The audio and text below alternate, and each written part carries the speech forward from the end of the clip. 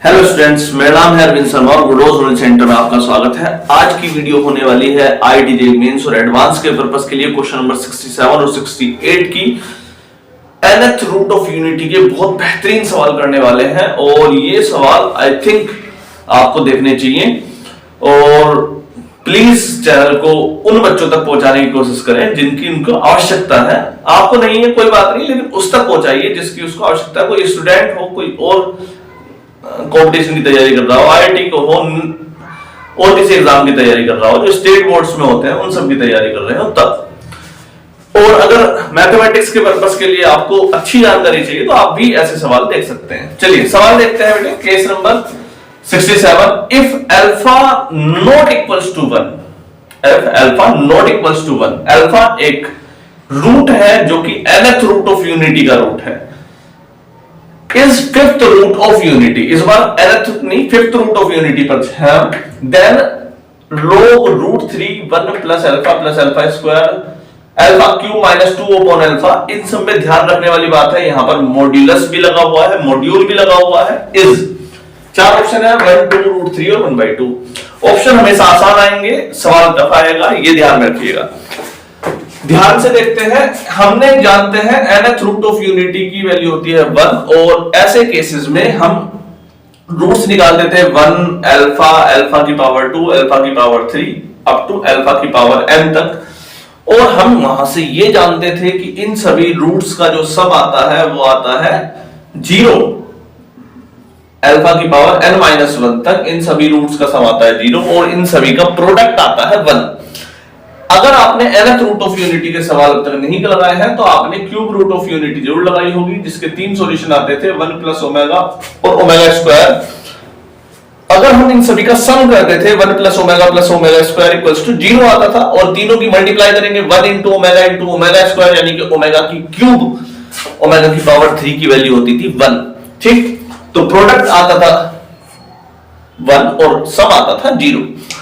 अब इसने इसी सवाल में फिफ्थ रूट ऑफ यूनिटी बोला है। फिफ्थ रूट ऑफ यूनिटी का मतलब क्या है?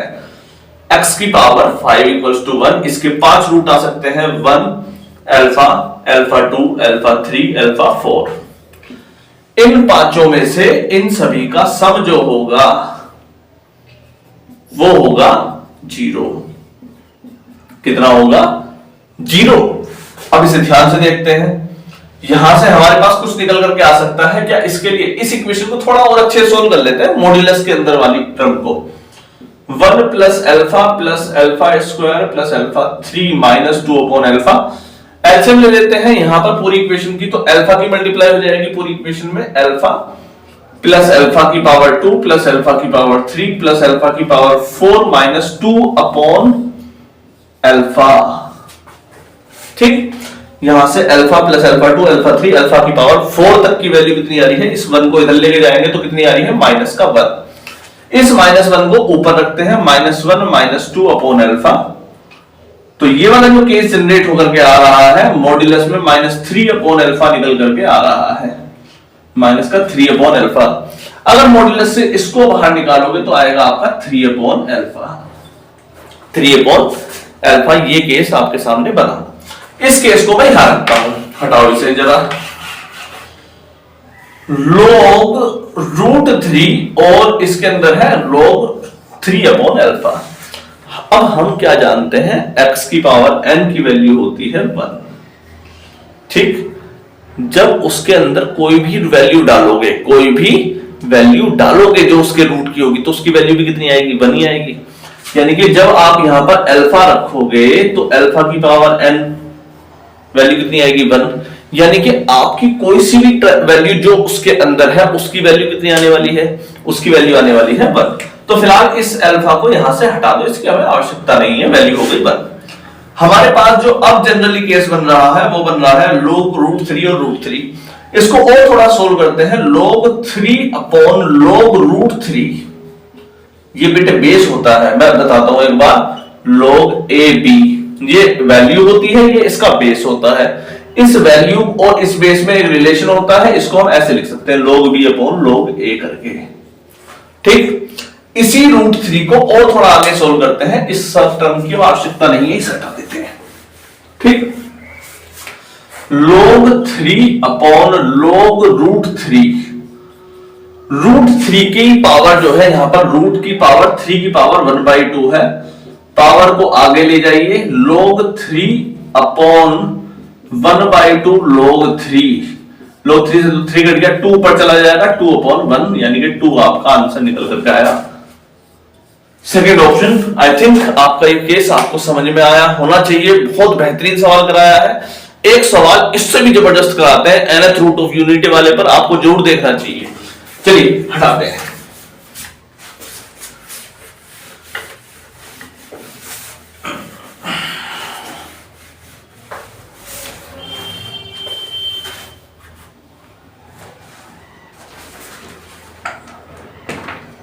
क्वेश्चन नंबर 68 है, if alpha be the nth root of unity, nth root of unity, then the sum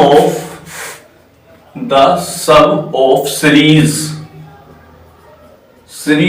1 plus 2 alpha plus 3 alpha square plus and so on plus n alpha की power n minus 1, इसकी value बतानी है equals to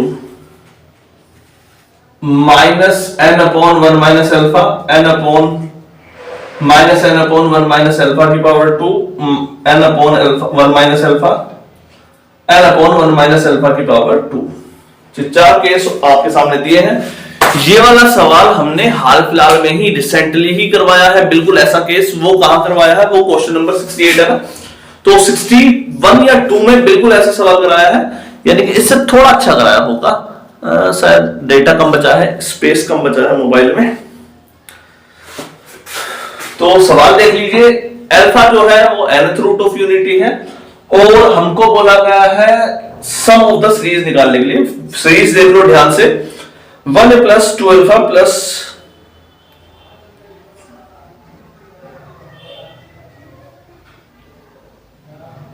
3 alpha plus 4 alpha करके चल रहा है।